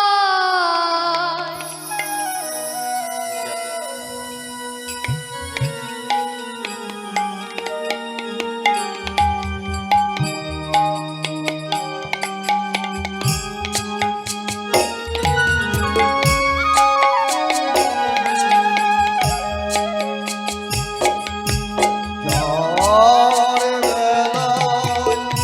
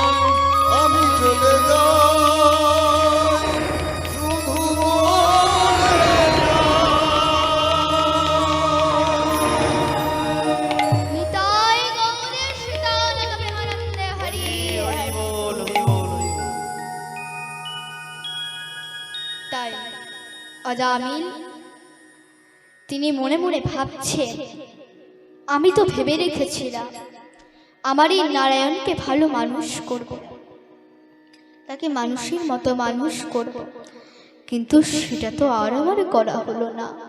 আমার সময় যে ফুরিয়ে এসেছে, আর আমার সাধন ভজন হবে না এই ভাবছে। আর ভাবতে ভাবতে যমদূতগণের দর্শন হয়ে গেল তার। কোন গৃহেতে যদি কোনো মৃত্যু হয় তো 6 মাস আগে থেকে সেই নগরে বা গ্রামে যমদূতেরা পৌঁছে যায়। যখন 3 মাস হবে তখন সেই পাড়া খুঁজে বের করবে। যখন 1 মাস হবে তখন সে দুয়ারের কাছে দাঁড়িয়ে থাকবে। যখন 15 দিন হবে তখন দুয়ারের ভিতরে আসবে। আর যখন মোটামুটি কয়েক দিন বাকি থাকবে তখন সে গৃহের ভিতরে অপেক্ষা করবে, কখন একে নিয়ে চলে যাব, কখন একে নিয়ে চলে যাব। যমদূতগণ কেমন দেখতে? ভীষণ স্থূল দেহ, মোটা শরীর, অনেক অনেক উঁচু বড় বড় দন্ত, মানে বড় বড় দাঁত, কারোর হাতে মুদ্গর, কারোর হাতে গদা, কারোর হাতে শুল, কারোর হাতে চাবুক। এই প্রকারের যখন দর্শন দিলেন তখন অজামিল তিনি ভয়ে তার পুত্রকে ডাকা শুরু করে দিয়েছে, নারায়ণ আমাকে রক্ষা কর, নারায়ণ আমাকে রক্ষা কর। দেখুন অজামিল আজ নিজের পুত্রকে ডাকছে, নারায়ণ আয় আমাকে রক্ষা কর। কিন্তু এই কথা বৈকুণ্ঠ থেকে ধ্বনিত হচ্ছে, নারায়ণায় নারায়ণায় নারায়ণ। যখন আমরা ভগবানের পূজা দিই কি বলি? ওম নমঃ ভাগবতে বাসুদেবায়, ওম কৃষ্ণায়। যখন আমরা গণেশের পূজা দিই ওম গণেশায়। যখন আমরা মহাদেবের পূজা করি ওম নমঃ শিবায়। এভাবে অনেক রকম মন্ত্র বলি। তো আজকে অজামিল তার পুত্রকে ডাকছে, নারায়ণ আয় আমাকে রক্ষা কর। কিন্তু এই কথা বৈকুণ্ঠ থেকে ধ্বনিত হচ্ছে, নারায়ণায় নারায়ণায় নারায়ণায়। সঙ্গে সঙ্গে ভগবান জয় বিজয়কে বললেন, যাও। মর্তলোকে কোন ভক্ত আমায় মৃত্যুকালে ডাকছে, অন্তকালে চমামি বং স্মরণ মুক্ত কালে বয়ং ইয়া প্রয়াতি সমদ্ভাবং ইয়াতি নস্তত্র সংশয়। মৃত্যুর কালে যে যেমন চিন্তা ভাবনা করে মৃত্যু বরণ করবে সে তেমন গতি প্রাপ্ত হবে। প্রেম সে বলো রাধা রাধে রাধে। না, এক ঋষি ছিলেন, নাম ছিল ভরত ঋষি। তা সে ভগবানের ভজন সাধন করতেন। একদিন কি হয়েছে, একদিন তিনি নদীতে স্নান করতে গিয়েছে। তো তার একটা অদ্ভুত দৃশ্য তার চোখে পড়লো, নাকি এক গর্ভবতী হরিণ মাঝে জল এপার থেকে ওপার যাবে। যেই না ঝাঁপ দিয়েছে অমনি তার বাচ্চাকে জলে পড়ে গেছে। ঋষি তো তার মনে করুণা হলো, বাচ্চাটাকে কোলে নিয়ে নিজের গৃহেতে গেলেন, নিজের আশ্রমে নিয়ে গেলেন, লালন পালন করতে লাগলেন। যেটুকু ভগবানের সেবা করত সেটুকু হরিণের সেবা করতে লাগলো। এই হরিণ হরিণ হরিণ হরিণ করতে করতে সে যখন মৃত্যুর শয্যায় সজ্জিত, সে মনে মনে ভাবছে আমি তো চলে যাচ্ছি, কিন্তু আমার হরিণটার কি। এই ভাবছে আর ভাবতে ভাবতে তার মৃত্যু হয়ে গেল। আর পরবর্তীকালে সে হরিণ হয়ে জন্মগ্রহণ। তাই ভগবান বলেছেন, অন্তকালে চমামি বং স্মরণ মুক্ত কালে বয়ং ইয়া প্রয়াতি সমদ্ভাবং ইয়াতি নস্তত্র সংশয়। মৃত্যুর কালে যে যেমন চিন্তা ভাবনা করে মৃত্যুবরণ করবে সে তেমন গতি প্রাপ্ত হবে। প্রেম সে বলো রাধে। ভগবান জয় বিজয়কে পাঠিয়ে দিলেন। এদিকে যমদূতগণ কি করেছে, যম রশ্মি দিয়ে অজামিলের আত্মাকে টেনে টেনে বার করছে। তো দেখুন অনেকে বলে না, আত্মা যা চাই গিলে যাও তাই। আরে বাধা দিও না, আত্মা খেতে চাইছে খেয়ে যাও। তো দেখুন এরকম বলে না, বলে তো, এটা একদম ভুল সিদ্ধান্ত। আত্মার কিছু লাগেও না, আত্মা কিছু খায়ও না, আত্মা কিছু করেও না। খেতে চায় আমাদের এই শরীরে যে রাক্ষসগুলো আছে, ষড়রিপু, কাম, ক্রোধ, লোভ, মোহ, মদ, মৎসর্য, এগুলো খেতে চায়, আত্মা কোনদিন খেতে চায়। তাই ভগবান গীতাতে বলেছেন, না জায়তে মৃয়তে বা কদাচিৎ নয়ং ভূত্বা ভবিতা বা ন ভূয়ো অজো নিত্য শাশ্বতঃ পুরাণ না হন্যতে হন্যমানে। আত্মার কোনোদিন জন্ম হয় না, আত্মার কোনোদিন মৃত্যু হয় না, অথবা পুনঃ পুনঃ তার উৎপত্তি বা বৃদ্ধি হয় না। ভগবান গীতাতে আরো বলেছেন, নৈনং ছিন্নন্তি শস্ত্রাণি নৈনং দহতি পাবকম না চৈনং ক্লেদন্তাপনা না শশান্তি মারত। আত্মাকে অস্ত্রের দ্বারা কাটা যায় না, জলে ভেজানো যায় না, হাওয়ায় শোকানো যায় না। আত্মা অবিনাশী পরমাত্মার অংশ। ভগবান গীতাতে আরো বলেছেন, বাসংসি জীর্ণানি যথা বিহায় নবানি গৃণাতি নরঃ প্রাণ তথা শরীরানি বিহাজি জীর্ণানি সংয়াতি নবানি দেহ।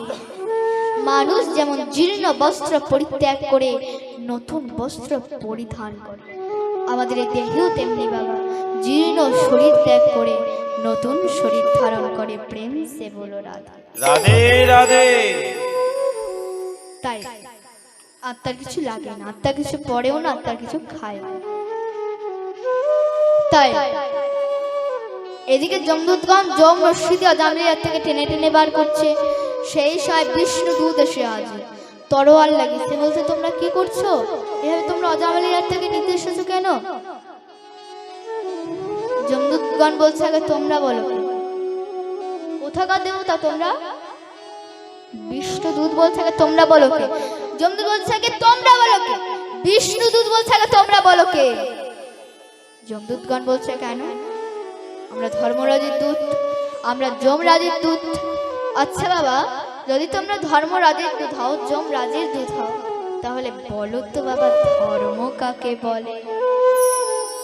যমদূত বলছে, কেন? বেদ পরিহিত ধর্ম, বেদ যা বলে সেটা ধর্ম, বেদ যা নিষেধ করে সেটা অধর্ম।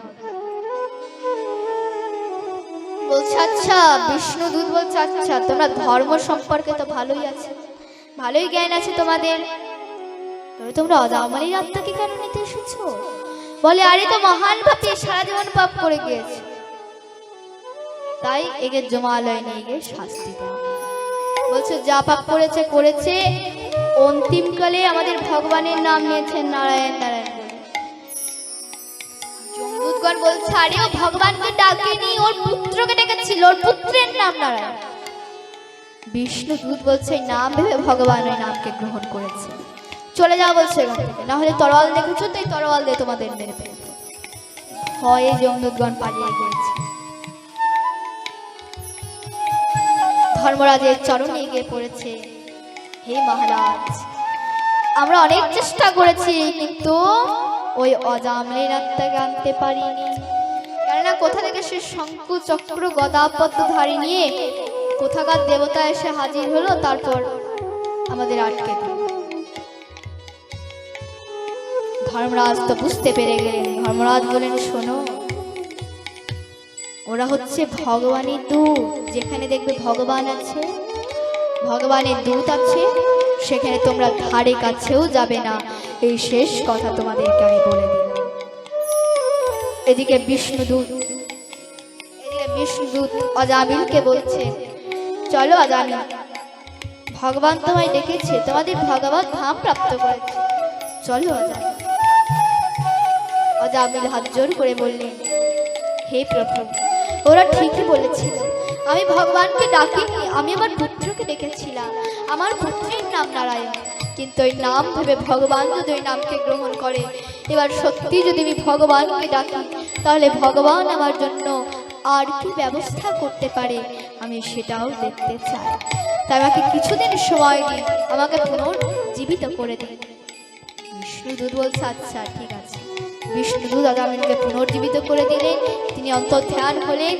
বাকি জীবনটা অজামিল হরিদ্বারে গিয়ে ভগবানের নাম সংকীর্তন করে অন্তিমকালে ভগবত ধাম প্রাপ্ত হয়ে গেলেন। নিতাই গৌর সীতানাথ প্রেমানন্দ। হরি হরি বল, হরি বল, হরি বল, হরি বল। হরি রূপ অনন্ত, হরি কথা অনন্ত, হরি লীলা অনন্ত। এই হরি কথা বলে কোনোদিনও শেষ করা যায় না।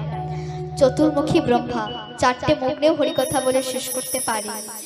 তো আমি তো কোনো অধমা, তো রাত্রি তো অনেক হয়ে এলো। তো আজকের মতো আমরা ভাগবত কথা এখানেই বিশ্রাম রাখছি। এরপর আমাদের ভাগবত আরতি হবে, তারপর আমরা দুটো ভজন শ্রবণ করব। তো আজকের মতো ভাগবত কথা আমরা এখানেই বিশ্রাম রাখছি। बोली राधा कृष्ण जगल सरकार की, जय। बोले गौरांग महाप्रभु की, जय। बोले नित्यानंद महाप्रभु की, जय। बोले व्यासदेव भगवान की, जय। बोले भागवत भगवान की, जय। बोले सद्गुरुदेव भगवान की, जय। बोले सद्गुरु वैष्णव की, जय। बोले सुखदेव महाराज की, जय। निताय गौर प्रमाण। हरि हरि बोल हरि बोल हरि बोल हरि बोल।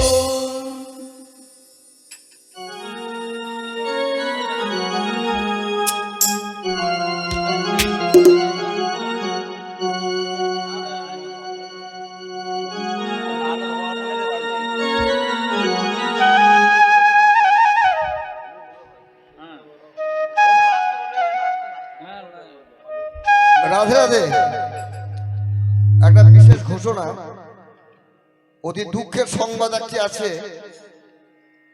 এই হাতুড়া গ্রামের যে এই হরিবাসর, এই হরিবাসরে রাস যদি করতেন মৌসুমী মণ্ডল, আজ তার অ্যাক্সিডেন্ট হয়ে যাওয়ার জন্য তিনি আজ এই আসরে পৌঁছাতে পারবেন না।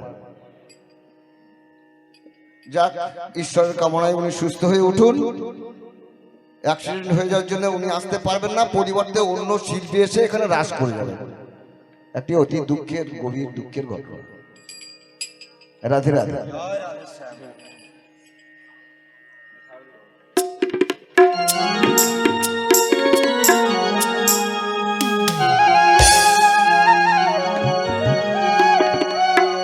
শ্রী ভাগবত ভগবান